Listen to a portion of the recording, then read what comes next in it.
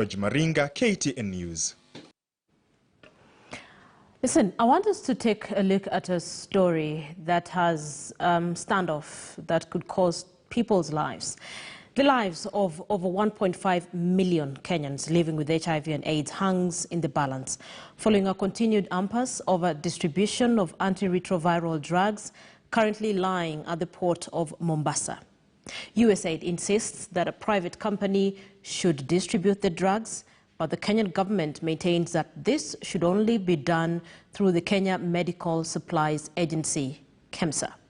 Our health and science reporter Beldin Waliaula now reports on the danger this standoff poses to children living with HIV who rely on these drugs. Florence Atieno, a mother of 4, has one child who lives positively and depends on antiretrovirals since 2019. The child relies on a regimen made up of syrup formulation known as Kaletra.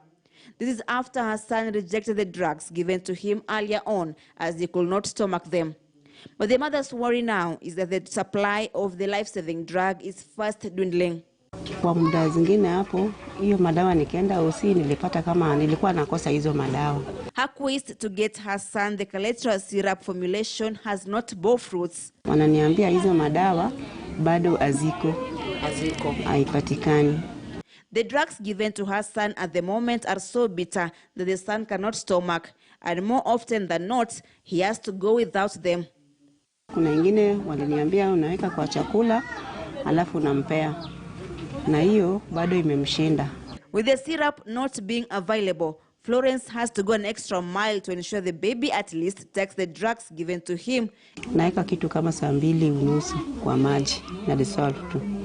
Na maji kidogo kwa nini. Alafu akiamka tu hivi anaosha macho, alafu ninampea chakula. The mother is now a worried lady. What will happen to her son if the current impasse over drugs at the port of Mombasa persists? Asipopata dawa, naona tu kwa moyoni Desmond anaweza umia. According to Maureen Murenga of Lean on Me Foundation, the problem of HIV drugs shortage started way back in 2019, but now it has become worse. If we don't do anything to these children who are living with HIV, 50% of them will not celebrate their second birthday. So this is something that is really life-threatening. She says the country is going to lose gains it has made in fighting HIV, especially mother-to-child transmission. For now, we are missing a drug called Kaletra. If we don't accelerate access to this, we are going to lose a lot of children. Dr. Samuel Kinyanjui of AIDS Healthcare Foundation shares the same concerns, saying the lives of more than 110,000 children below 14 years living with HIV is in danger. In addition to this, we cannot test the children under 1 year for HIV because the reagents that we need for that, for HIV PCR, are not available. A lot of patients with TB, we cannot test them for TB because a cartridge, gene-expired cartridge is not available.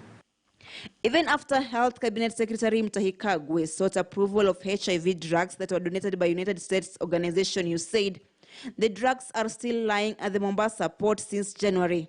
And now 1.5 million Kenyans living with HIV will continue to endure getting rationed doses. After the tax waiver impasse was resolved, another problem set in. Who will distribute the drugs? USAID still insists on using a private company, Chemonix International, to distribute the drugs, accusing the Kenya Medical Supply Authority, KEMSA, of corruption and mismanagement, while the government is adamant that KEMSA should be used in distributing the drugs. The problem you're having right now is to government to make sure that they clean up the KEMSA first, and also how will President Uhuru Kenyatta talk to CS Kagwe